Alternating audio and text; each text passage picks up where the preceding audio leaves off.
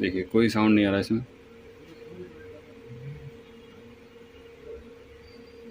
कुछ भी ना सिम चल रहा है, ना कोई साउंड आ रहा है, ना एयर स्पीकर में कोई आवाज़ नहीं आ रही है। जब सिम नहीं चलेगी एयर स्पीकर कैसे कराऊँ आपको। देखिए कोई आवाज़ नहीं आ रही।